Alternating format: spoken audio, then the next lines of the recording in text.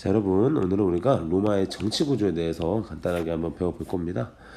여기 있는 페이지 12페이지에 있는 이 자료가 바로 로마의 정치 구조입니다. 그래서 하나씩 볼 건데, 먼저 원로원 같은 경우는 로마 최고의 의결 기관입니다.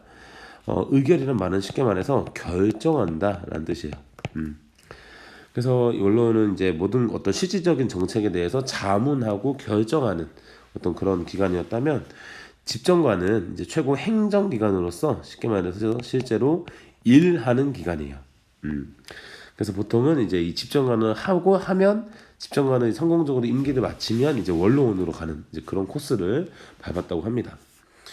그래서 이 집정관 같은 경우는 보통 두 명의 귀족이 처음에는 이렇게 두 명이서 서로 회의해서 만장일치로 어떤 그런 일을 결정하고 이렇게 했었는데, 이제 나중에 이제 여기 있는 것처럼 신분 투쟁 과정에서 쌤이 거듭 말하지만 로마 같은 경우는 이 법을 이용해서 평민들의 정치 참여가 보장됐다고 했죠. 그래서 이 법의 내용에 이제 둘 중에 한 명은 집정관 둘 중에 한 명은 평민에서 선출된다. 뭐 그런 내용이 있어요. 그래서 나중에는 이제 둘 중에 한 명이 평민이 이제 집정관이 되는 이제 그런 상황으로 변천된다라는 거 알고 계시면 되겠고요.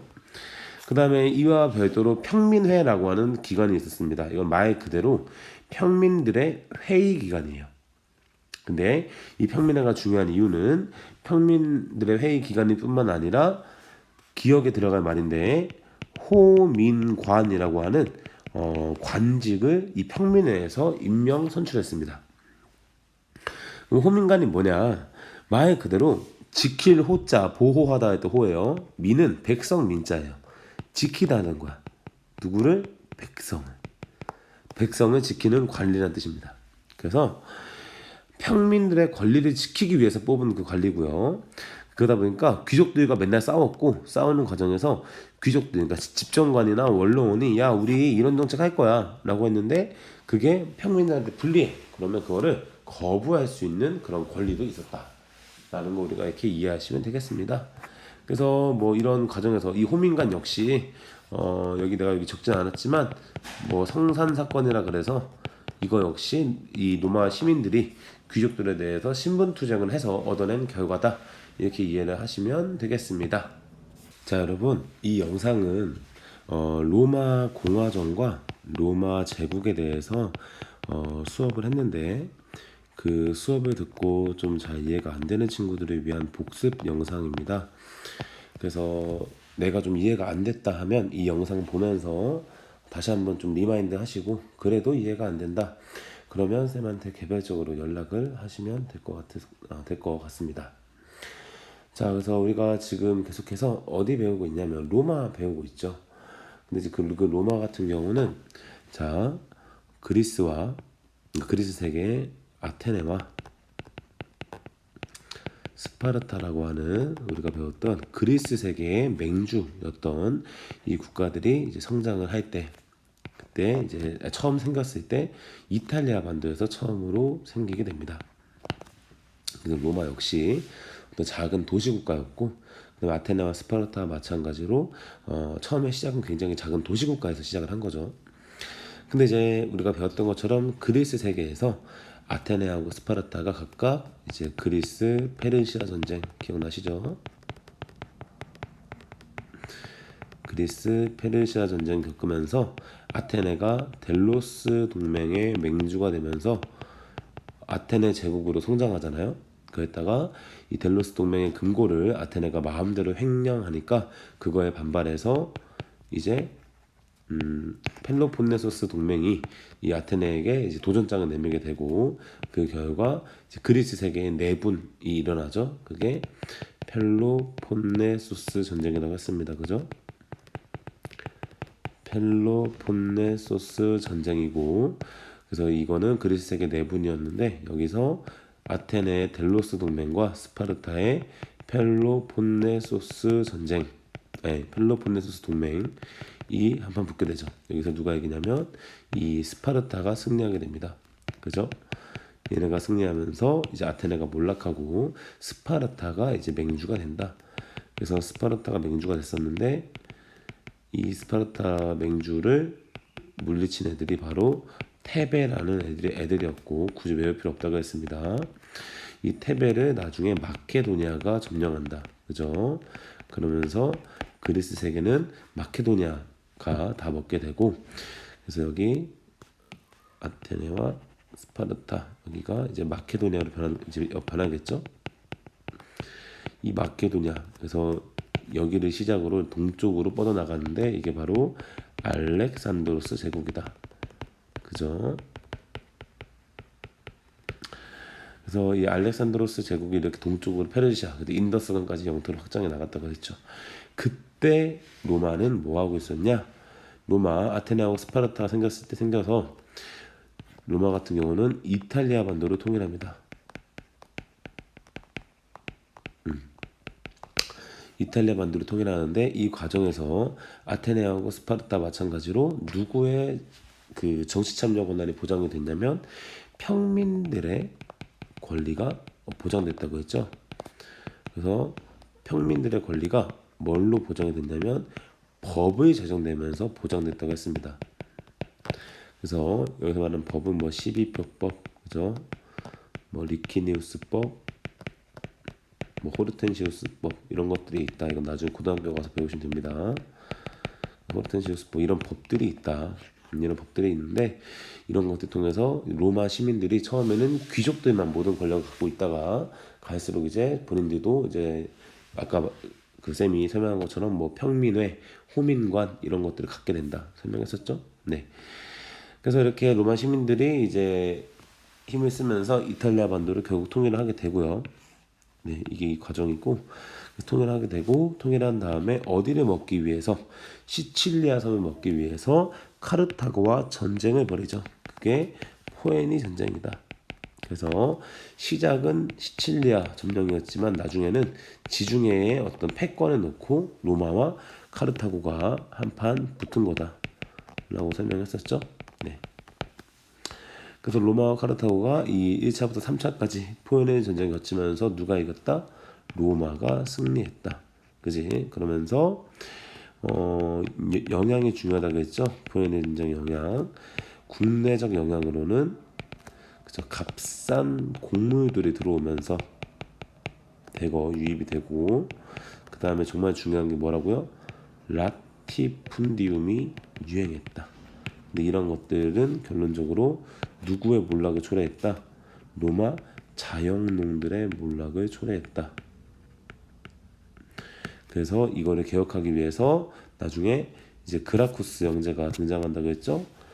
자, 다시 적으면 포에니 전쟁에서 로마가 승리합니다. 그래서 지중해를 다 점령하게 되고 로마 제국으로 발전할 수 있는 그런 기틀을 마련하게 되면서 굉장히 많은 땅을 이제 얻게 되죠. 그 전에 이탈리아 반도만 먹다가 이제 카르타고가 먹고 있던 땅을 다 먹는 거잖아. 그러면서 이제 대외적으로 이제 그렇게 발전하지만 대내적으로는 자영농들이 몰락한다. 왜? 라티푼디움 때문에. 그쵸? 라티푼디움은 귀족이 혹은 특정 권력자가 소유한 대농장이라고 했습니다. 그래서 이 라티푼디움이 많아지면 많아질수록 일반 농민들은 굉장히 그 자기가 가지고 있던 땅을 뺏긴다고 생각하시면 정확합니다. 그래서 그러다 보니까 이것 때문에 자영농들이 땅을 잃고 몰락하게 된다고 했죠. 그래서 이런 농민들의 몰락을 막기 위해서 그라쿠스 형제가 등장한다고 했어요. 니네가 공부하다 보면은 이 그라쿠스 형제랑 뭐 그리스의 개혁가들 솔론, 클레이스테네스, 그죠? 페리클레스 이런 사람들은 헷갈리는데 전혀 다른 거예요. 이 사람들은 그리스 아테네의 민주정을 확립했던 사람들이고, 그라쿠스 형제는 지금 로마에서 포에니 전쟁 이후에 자영농들을 몰락하니까 이 자영농들을 다시 살리기 위해서 개혁했던 사람들이에요. 그래서 전혀 다른 사람들입니다. 근데 이 그라쿠스 형제 개혁이 실패로 돌아간다고 했습니다. 그죠? 실패하면서 평민과 귀족의 대립이 더 심해진다 그랬죠. 대립이 더 심해지면서 막 진짜 물리적 충돌까지 발생하고 막 그래서 굉장히 사회가 불안정해집니다. 그래서 이런 혼란을 내가 해결하겠다라고 하면서 군인 정치가들이 등장한다고 했죠. 그래서 누가 봐도 카리스마 있고 누가 봐도 실력이 있는 그 세 명의 군인 정치가가 뭐 이렇게 짠 건지 모르겠는데 어떻게 하다 보니까 이렇게 됐어요. 그래서 총 두 차례에 걸쳐서 1차 얘네가 세 명씩 그 정치를 하게 되는데 그게 바로 삼두 정치라고 했죠. 그래서 세 명의 유명한 군인 정치가들이 이렇게 두 차례에 걸쳐서 각각 다른 사람들이에요. 다른 군인 정치가들이 두 차례에 걸쳐서 삼두 정치를 하게 되는데 1차에서는 율리우스 카이사르가 이제 라이벌들을 물리치고 권력을 집권했으나 부하에 의해서 암살에 당한다고 했죠. 그래서 끝이 나고요. 그 다음에 2차 삼두 정치 때는 옥타비아누스라는 사람이 라이벌을 물리치고 이제 로마 최초의 황제이자 황제라는 뜻의 아우구스투스라는 이름을 원로원으로부터 받아들인다고 했죠. 하지만 본인은 스스로를 황제라고 칭하지 않고 프린캡스다, 제1시민이다 라고 하면서 겸손하게 이 황제의 그 자리를 공식적으로는 사용하지만 실질적으로는 황제의 자리를 수락해서 모든 로마의 권력을 누렸다. 왜 그랬냐? 이 사람이 라이벌을 처단하는 과정에서 이집트를 개인 근거로 삼았기 때문에 막대한 돈이 있었기 때문에 그래서 실질적으로 황제의 노릇을 했고 이 옥타비아누스 때부터 우리는 이때를 뭐라고 하냐면 로마 공화정이 아니라 로마 제정이라고 한다. 자, 쌤, 로마 공화정하고 제정은 뭔 차이예요? 공화정은 쉽게 말해서 다 함께 다스리는 겁니다. 그러니까 권력이 아까 우리가 본 것처럼 원로원, 집정관, 호민관 이렇게 이런 관직에 부여가 돼서 이렇게 좀 분산되어 있는 걸 말하고요. 오늘날 대한민국 같은 거예요. 근데 제정은 황제에게 모든 권력이 있어서 황제가 쉽게 말해서 독재하는 정치 형태다라고 이해하시면 되겠습니다.